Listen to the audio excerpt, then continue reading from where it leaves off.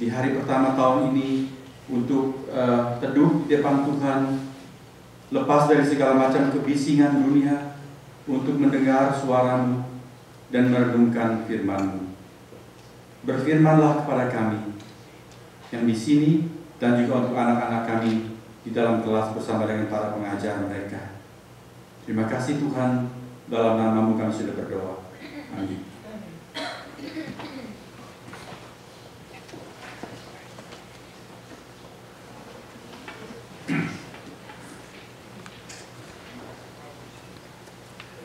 Kita bersama-sama baca firman Tuhan dari surat Efesus pasal yang kelima.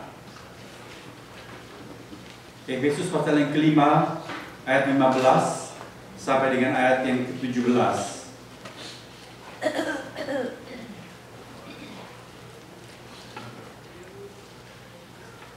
Saya akan bacakan buat kita sekalian Efesus pasal yang kelima ayat 15 sampai dengan ayat yang ke-17. Demikian firman Tuhan.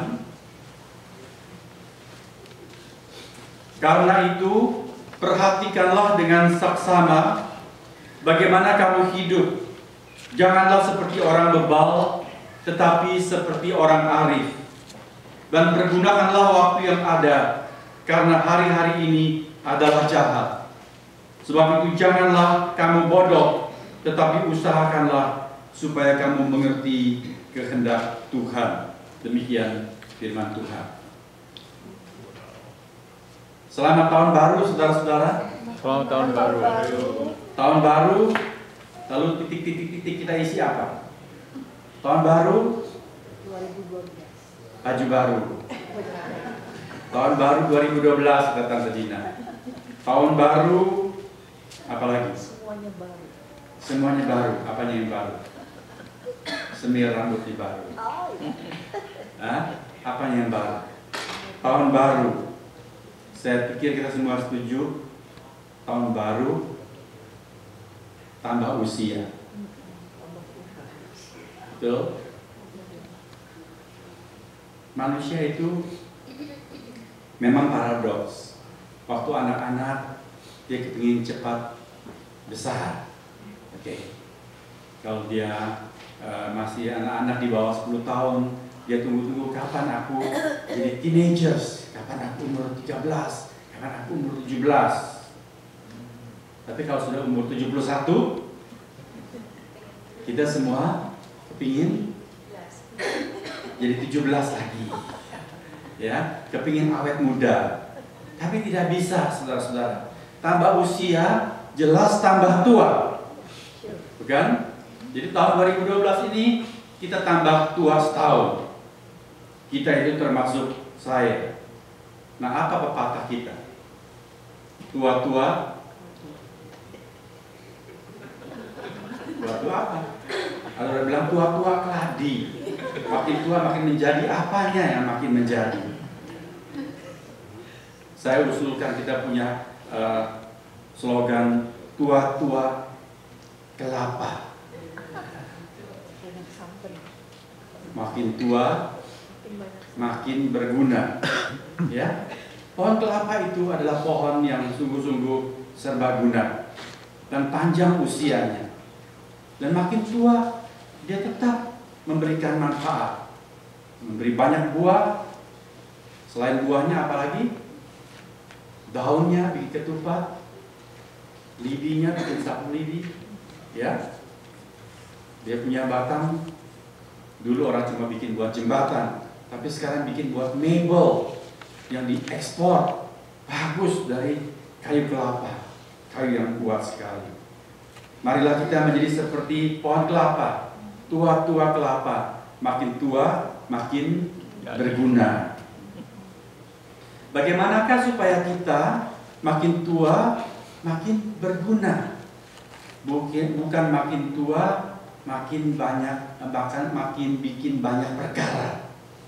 Ada orang tua makin aneh, makin kukuai, makin suka diurus.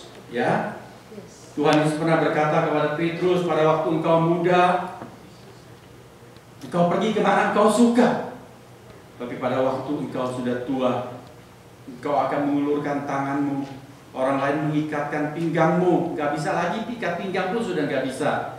Lalu orang membawa kamu kemana engkau pergi. Itu ada hikmatnya di sana, saudara-saudara. Kalau kita tambah tua, tambah usia, kita harus tambah bijaksana. Jangan bikin susah. Kita harus mengerti bagaimana menyesuaikan diri dengan anak-anak kita yang sudah dewasa tentunya. Kita menumpang kepada mereka. Dan bagaimana kita menimbulkan kebahagiaan, bukan malah kesusahan kepada orang-orang lain. Makin tua, harus makin bijaksana. Hari ini saya mengangkat sebuah tema, menjalani hidup yang arif. Apa itu arif? Apa itu arif? Sudah lupa di Amerika, sudah lama di Amerika, lupa bahasa Indonesia. Apa itu arif? Bijaksana. Jadi menjalani hidup yang bijaksana. Bagaimana itu menjalani hidup yang bijaksana, saudara-saudara? Tahun baru setiap orang dapat pemberian. Pemberian itu bukan angpau, tapi pemberian dari Tuhan. Oke? Setiap orang dapat pemberian dari Tuhan. Berupa apa? Usia. Berupa usia. Betul? Hari ini kita masih bisa bilang hari ini. Saya masih bisa omong hari ini, berarti saya masih hidup. Betul? Kita masih mendapat hadiah itu, yaitu waktu. Setiap orang, tak peduli kaya, miskin, tua, muda, dapat waktu yang sama. Berapa? Sehari 24 jam. Ada yang pakai interest nggak? Enggak. Pakai bunga? Hah? Ada bank yang sediakan waktu pakai good interest? Ada? Nggak ada. Setiap orang, nggak peduli dia raja, nggak peduli dia rakyat jelata, setiap hari dapat 24 jam. Tahun ini kita akan dapat berapa banyak waktu? Apakah akan dapat 12 kali 24, 12 kali 30, kemudian kali 24 jam? Belum tentu, saudara-saudara. Ya, kita nggak tahu akan ada apa di depan. Ada orang yang sampai nanti 31 Desember 2012 masih hidup, tapi bisa-bisa di tengah jalan ini kita sudah berhenti. Tadi Mazmur 90 yang kita baca bilang apa? Usia manusia itu nggak tentu, bahkan singkat sekali, seperti rumput aja. Pagi tumbuh, sorenya sudah layu. Ada yang panjang umur, ada yang singkat usia. Tetapi kita semua setiap hari mendapat pemberian yang sama, 24 jam sehari. Bagaimana kita menggunakan itu? Ada seorang anak muda, dia baru pulang menengok opanya yang tinggal di desa. Waktu dia mau pulang, opanya kasih dia satu oleh-oleh, satu bungkus pundi-pundi, jadi kantong kain, ya, terikat di sana. Lalu opa itu bilang, ini buat kamu nak. Dia pegang-pegang, apa ini berat-berat? Seperti biji-biji atau candy atau apa. Tapi karena sudah malam, dia tidak buka. Anak muda itu pulang. Dia mau cepat-cepat sampai ke rumah.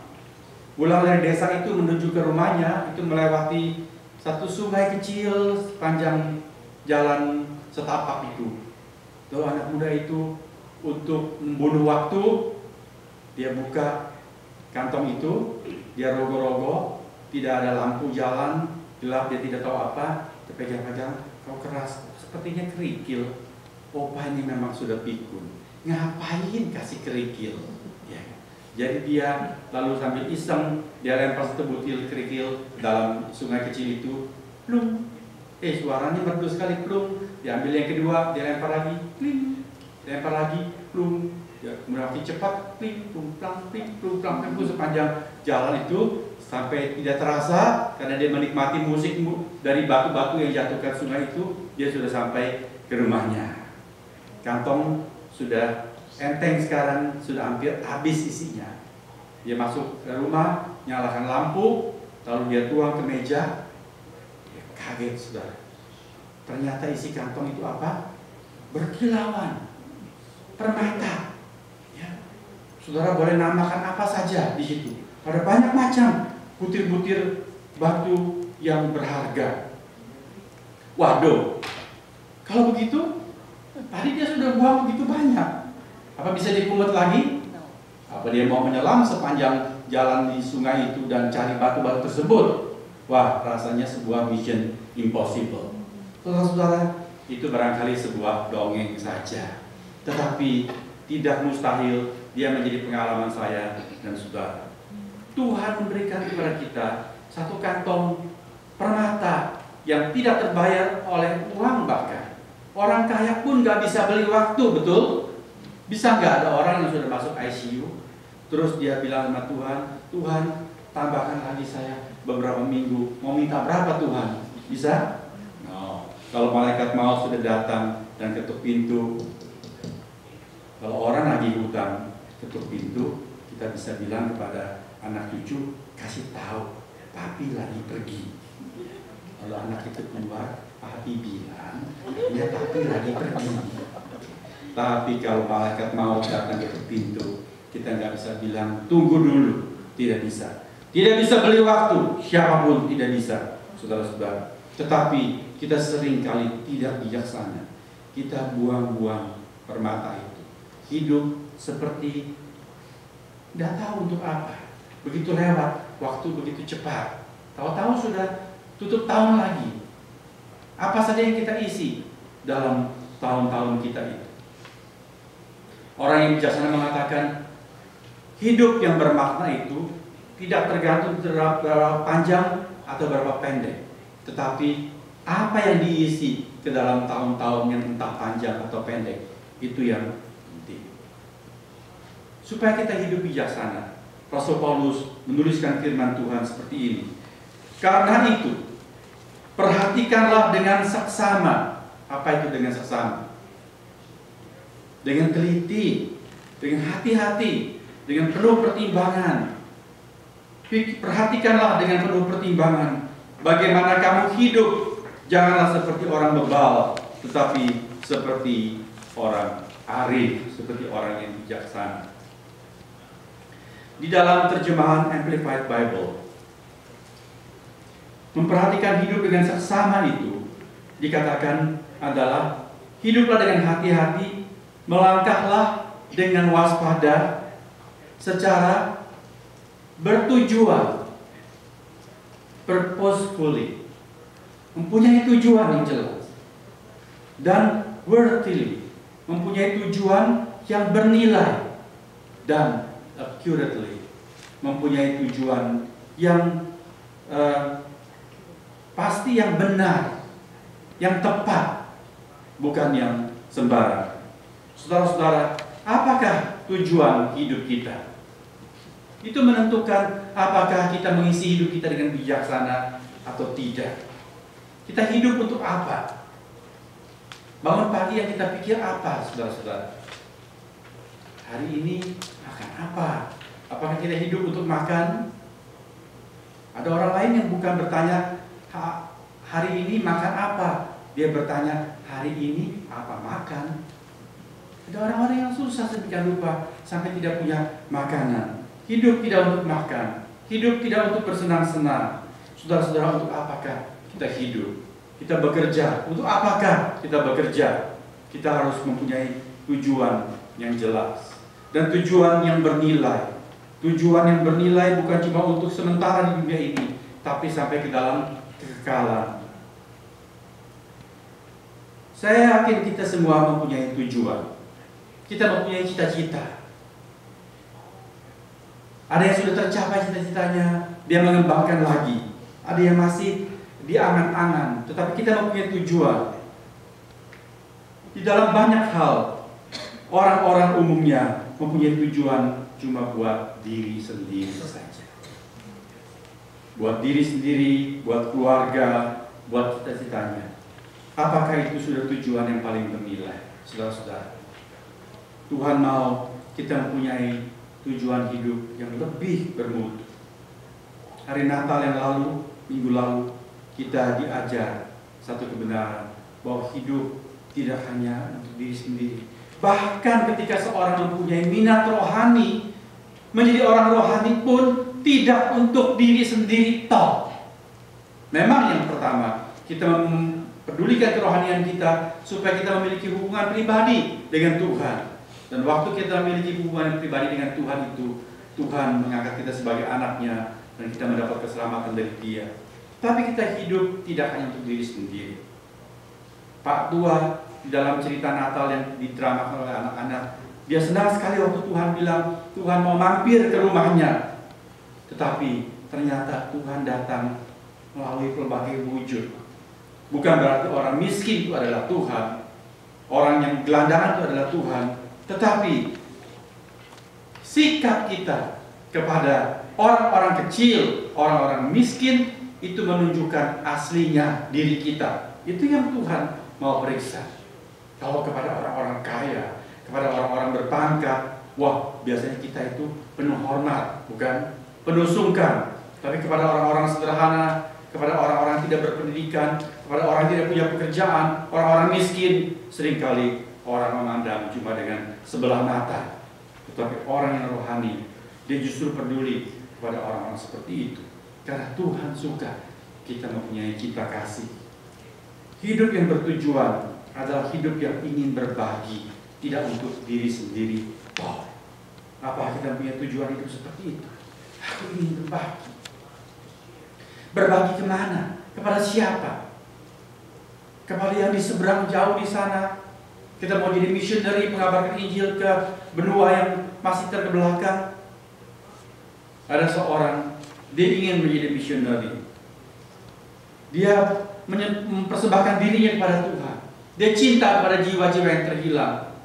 Tapi pada suatu ketika dia mengalami kecelakaan, lalu dia menjadi orang cacat. Dia tidak memenuhi syarat untuk menjadi seorang utusan Injil ke benua lain. Dia sedih sekali. Mengapa Tuhan tidak menerima penyerahan dirinya? Tapi kemudian Tuhan memberikan dia pencerahan. Orang-orang yang dapat kamu layani bukan cuma orang-orang yang jauh di sana. Orang-orang di sekitar kamu pun ada. Mengapa kamu harus memikirkan orang-orang yang jauh? Orang-orang di sekitarmu juga ada yang membutuhkan pertolongan. Lalu dia tergugah dan dia menuliskan sebuah syair yang menjadi sebuah lagu. Brighten the corner, brighten the corner where you are. Gak perlu kamu jauh-jauh pergi ke seberang benua lain. Di tempatmu, di sudutmu, kamu menjadi terang, menjadi berkat. Itulah tujuan hidup juga yang mulia, saudara-saudara. Kita perlu mendapatkan hikmat seperti itu. Hidup tidak cuma buat diri sendiri, tapi buat orang lain. Siapakah itu orang lain? Orang-orang di sekitar kita. Orang-orang di dalam gereja kita juga bukan tidak ada yang membutuhkan uluran tangan kita. Itulah hikmat yang perlu kita timba. Lalu Paulus berkata, pergunakanlah waktu yang ada, karena hari-hari ini adalah jahat. Apa itu waktu, saudara? Pergunakanlah waktu. Orang Yunani adalah orang yang sangat mencintai hikmah. Mereka ingin mencari apa itu nilai hidup yang sebenarnya. Mereka karena itu sering berfilsafat, mencari makna hidup.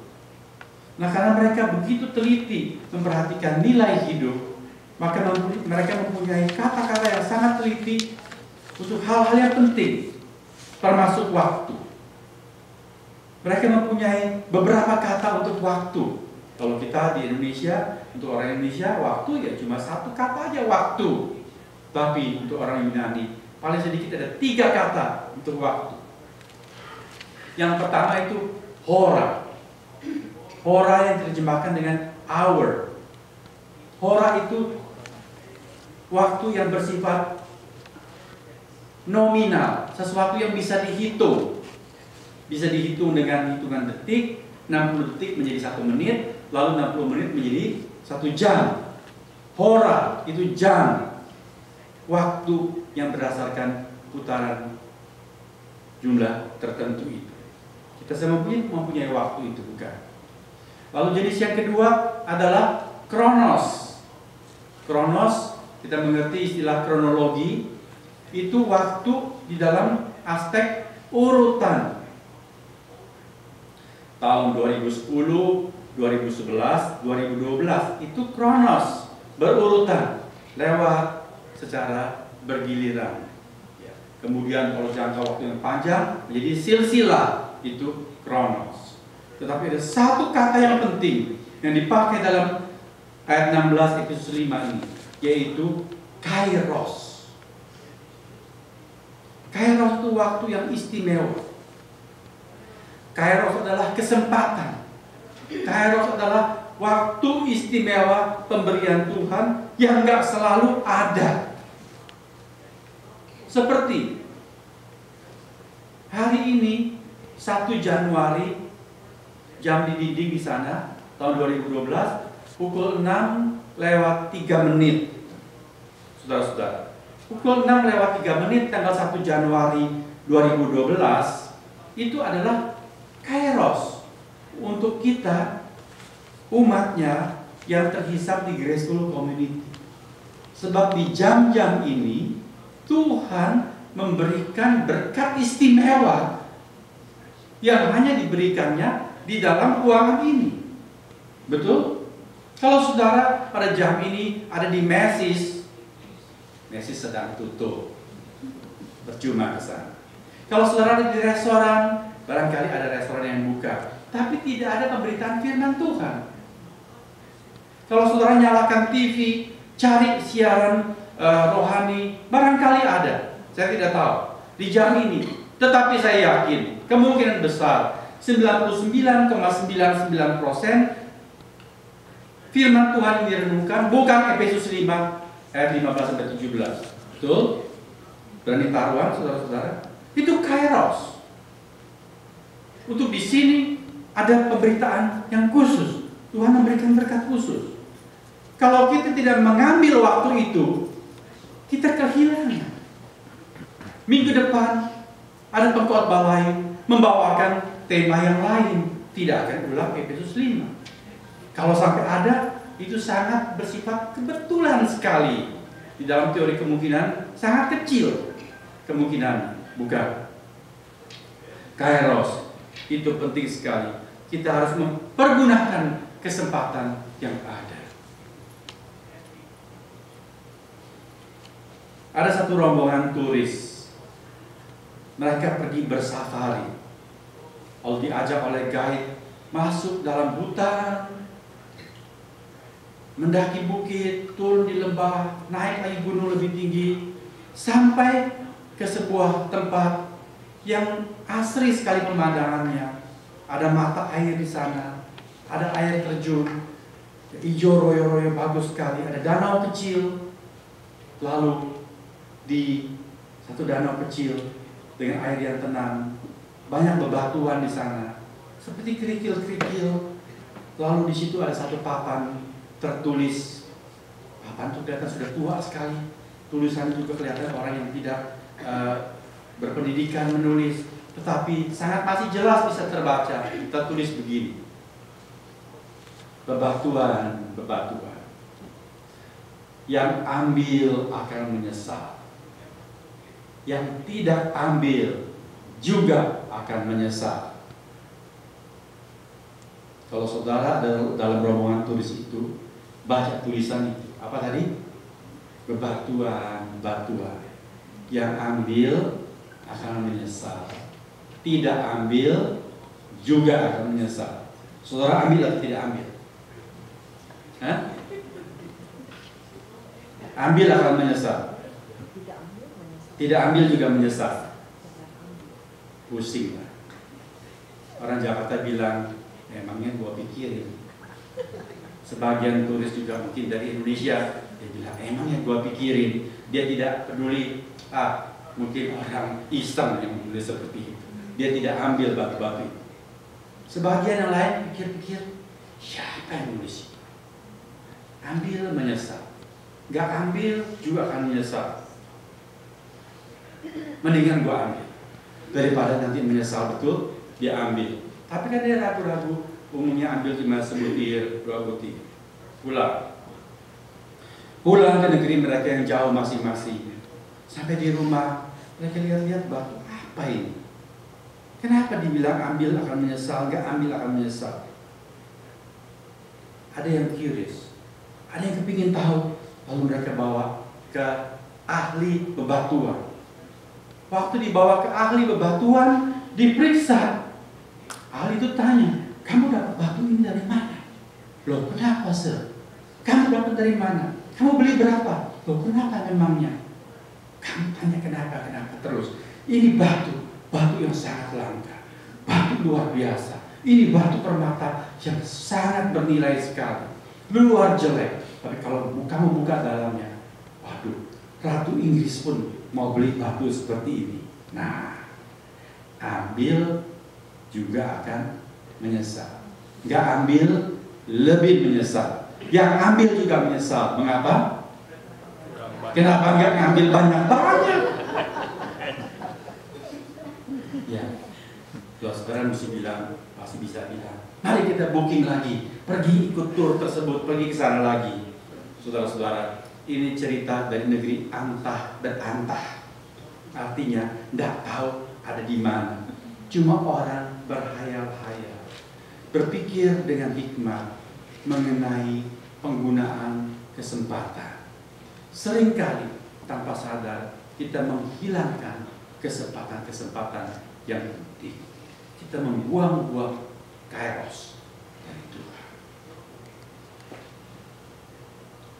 Saya sudah berulang-ulang menyampaikan kebenaran firman Tuhan.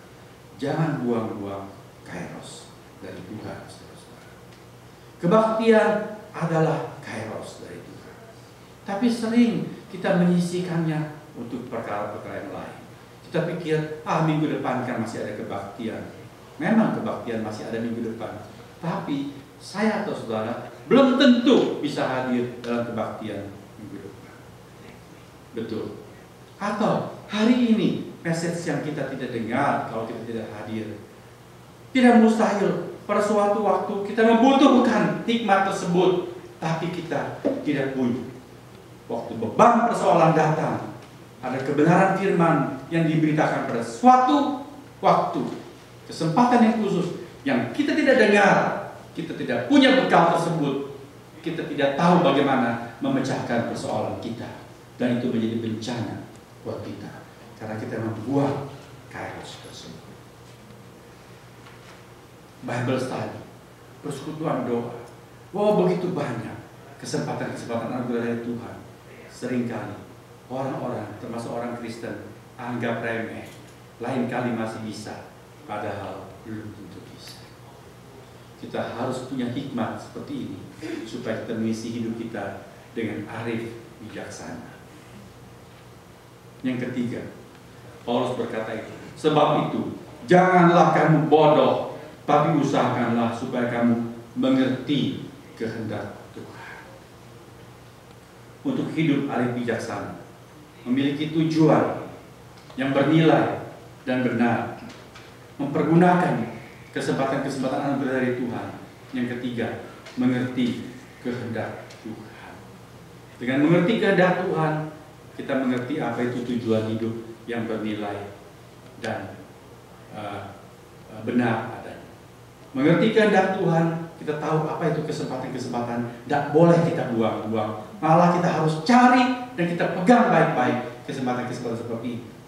Mengerti kehendak Tuhan. Bagaimana itu mengerti kehendak Tuhan? Ada seorang mencari pekerjaan ketika zaman komunikasi masih menggunakan telegraf. Telegram zaman itu menggunakan kode-kode Morse, atau Morse, ya, seperti dot atau garis. Waktu dia datang ke kantor telegraf itu yang membuka lowongan pekerjaan, ternyata sudah banyak juga peminat-peminat yang mencari lowongan pekerjaan. Semua menunggu di sana. Kedengaran dari ruang dalam bunyi-bunyi kode Morse tersebut. Terus seperti itu. dan ada papan pengumuman di sana. Tunggulah sampai saudara dipanggil. Kemudian kalau saudara dipanggil, masuklah ke dalam untuk diinterview. Mereka semua tunggu. Tidak ada pengumuman. Sudah berapa lama ini tidak ada pengumuman. Kemudian dari satu rombongan yang duduk di sana, melihat ada seorang pemuda bangun berdiri, masuk ke dalam. Tapi nggak ada pengumuman. Orang yang dipanggil, ngapain dia masuk ke dalam? Oh, mungkin mau numpang ke kamar kecil. Semua pikir begitu. Tidak lama kemudian pemuda itu sudah keluar, dan direktur dari kantor tersebut atau kepala kantor keluar dan mengatakan, calon sudah ditemukan dan lowongan sudah terisi. Wow, semuanya protes. Tadi katanya pengumuman harus dipanggil dulu. Kami tidak dengar panggilan. Oh, nggak fair itu. Kenapa anak muda itu bisa dengar? Kami tidak dengar. Lalu kepala kantor telegraf itu mengatakan, kamu semua masuk ke sini untuk bekerja di kantor telegraf. Syarat pertama adalah mengerti kode-kode Morse. Oke? Kamu semua nongkrong melongo di sana. Dari tadi ada kode-kode Morse yang memanggil kamu masuk, kagak ada yang dengar. Tapi anak muda itu dia dengar. Oh, dikatakan di situ yang mencari lowongan kerja silakan masuk sekarang untuk interview. Jadi anak muda itu yang masuk, yang lain tidak masuk karena tidak dengar. Mengapa yang tadi itu dengar? Padahal semua yang lain juga bisa mengerti kode-kode Morse. Mengapa, saudara? Karena yang satu itu penuh minat, penuh perhatian, ya sungguh-sungguh mempunyai kebutuhan, maka dia memperhatikan, mendengarkan baik-baik, dan dia menangkap pesan yang disampaikan. Bagaimana kita bisa mengerti kehendak Tuhan? Oh, banyak teori itu. Belajar firman Tuhan, begini, begitu, dan sebagainya. Tapi hari ini saya mau menggarisbawahi satu prinsip penting, yaitu minat yang sungguh-sungguh, kebutuhan yang sangat besar, bahwa kita sungguh-sungguh rindu untuk mengerti kehendak Tuhan. Kalau kita tidak punya minat yang seperti itu, tidak didorong oleh satu kebutuhan, kerinduan, mati hidup aku butuh kehendak Tuhan, belajar apapun, kita nggak bakalan mengerti kehendak Tuhan. Dia membuka kehendaknya kepada orang yang sungguh-sungguh mencari Dia. Firman Tuhan mengatakan, aku mengasihi orang yang mengasihi aku, dan barang siapa yang tekun mencari aku akan mendapatkan aku. Aku di Amsal Solomon pasal 8 itu adalah hikmat. Kita mau mengerti kehendak Tuhan, kita mau menangkap hikmat, kita perlu memiliki kerinduan yang besar, minat sungguh-sungguh, seperti pemuda yang mencari pekerjaan. Aku harus dapat lowongan. Kalau tidak, aku susah. Dia memperhatikan, dia mendengar kode itu. Hari ini semua ilustrasi adalah tentang batu. Ilustrasi terakhir dalam khotbah hari ini, saya baca pada suatu hari, tidak tahu ini siapa yang cerita. Konon Petrus, murid Tuhan, di antara murid-murid Tuhan, suatu hari Tuhan bilang, mari kita mau pergi ke seberang berlayar, dan semua murid masing-masing silakan mengambil dan membawa sebuah batu.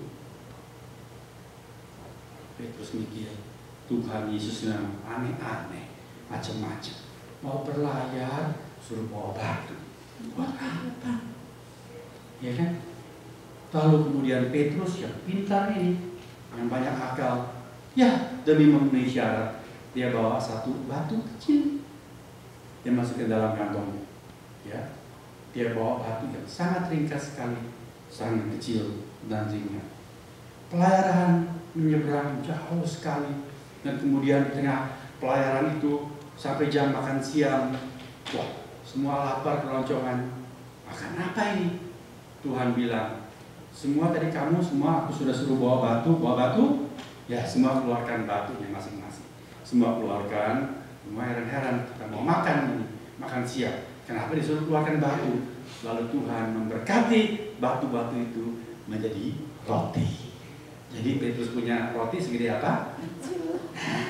Batu kecil begini saja. Aduh, tahu gitu tadi aku bawa batu gede. Tapi murid yang lain yang lebih penurut dan tidak banyak pikir macam-macam, bawa batu lumayan gede. Wah, dia makan cukup kenyang, ya. Dan Tuhan berkati batunya menjadi roti. Petrus menyesal sekali.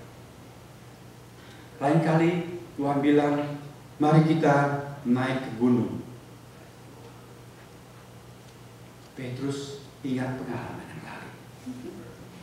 Jadi sekarang dia bawa satu batu yang gede. Dia masukkan di ranselnya, dia pikul, naik bukit. Murid lain jalan mendaki dengan cepat. Petrus ketinggalan, ngos-ngosan. Kenapa? Karena bawa batu ekstra dalam ranselnya. Ya. Sampai siang hari, jam makan siang, dia tunggu-tunggu. Kok Tuhan nggak suruh keluarkan batu? Jadi dia tanya, Tuhan, kita nggak makan siang hari ini? Tuhan bilang, tidak. Aku ajak kamu ke gunung hari ini untuk berpuasa dan berdoa. Loh Tuhan, nggak fair dong. Dulu waktu saya bawa batu kecil, Tuhan bikin batu jadi roti. Hari ini saya bawa batu gede-gede, Tuhan nggak bikin mujizat, batu jadi roti. Malah suruh kita doa dan puasa. Tuhan bilang, siapa suruh? Waktu aku suruh bawa batu, kamu lebih pintar dari aku. Kamu bawa batu yang paling kecil. Hari ini aku nggak suruh kamu bawa batu, kamu bawa batu. Buat apa? Saudara-saudara, firman Tuhan mengatakan yang diberitahukan kepada kita itu adalah kehendak Tuhan. Yang tidak diberitahukan kepada kita, jangan dicari-cari. Seringkali kita bertanya-tanya, mengapa begini, mengapa begitu ya? Kalau Tuhan sudah tahu ada Nawa akan makan buah yang dilarang itu, kenapa Tuhan ciptakan pohon itu taruh di tengah taman? Saudara, cari sampai bengkok pun nggak bakal ketemu jawabnya. Jangan dicari-cari. Itu tidak untuk kita. Itu rahasia Tuhan. Amin, saudara-saudara. Tetapi kehendak Tuhan, kuduskanlah hari Sabat. Carilah dahulu kerajaan Allah serta kebenaran itu. Khotbah elektronik Om Daniel yang terakhir. Carilah dahulu kerajaan Allah serta kebenarannya. Itu adalah kehendak Allah yang diberitahukan kepada saudara dan saya. Tetapi seringkali kita ini yang diberitahukan tidak kita patuhi. Yang Tuhan gak suruh kita cari-cari. Akhirnya bikin susah sendiri. Marilah menjalani hidup sebagai orang arif bijaksana. Di tahun yang masih panjang kita belajar menghayati pencerahan firman Tuhan dan mengisi hari-hari kita dengan hal-hal tersebut. Amin, saudara-saudara. Amin. Tuhan memberkati kita. Marilah kita berdoa.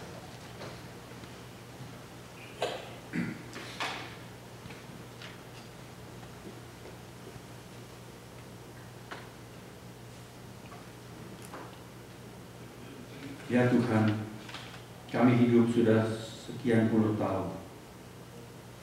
Dan bila kami mengukur dengan patokan firman Tuhan, entah sudah seperberapa dari bentang hidup ini secara rata-rata yang sudah kami jalani. Bila hidup rata-rata mencapai usia 70 atau 80 tahun, sudah berapa penggalkah yang kami lewati dari waktu umur hidup yang Tuhan berikan kepada kami. Tuhan, berilah kami hati yang bijaksana. Bahkan berkatilah setiap orang yang memiliki kerinduan untuk menjadi orang-orang yang arif bijaksana. Meskipun sudah banyak kesempatan hilang, tetapi di waktu yang masih ada yang Tuhan izinkan, kiranya kami menyegarkan penelitian hidup kami, supaya kami merumuskan tujuan hidup yang bernilai, yang benar seperti yang Tuhan kehendaki, supaya kami kemudian mengisi hidup kami mencapai tujuan tersebut sebagai orang-orang yang bijak. Beri kepada kami suatu sikap batin yang benar dalam menghargai kesempatan-kesempatan anugerah yang Tuhan berikan di tengah-tengah waktu hidup kami. Beri kami juga suatu kerinduan untuk mencari kehendak Tuhan. Dan waktu Tuhan membukakan kehendak-Mu, kami melaksanakannya. Supaya kami mendengar firman bukan cuma menjadi seorang pendengar, tetapi juga pelaksana firman. Terima kasih Tuhan Yesus. Hidup tidak akan selalu cerah. Engkau tidak pernah berjanji langit selalu biru, tapi Engkau selalu menyertai kami bila kami mau disertai Tuhan. Dengan bekal firman Tuhan hari ini, kami masuki tahun ini ya Tuhan. Kiranya dengan banyak pengajaran yang sudah menjadi bekal buat kami boleh menghadapi segala kemungkinan dalam hidup ini. Dalam nama Tuhan Yesus, kami sudah berdoa. Amin.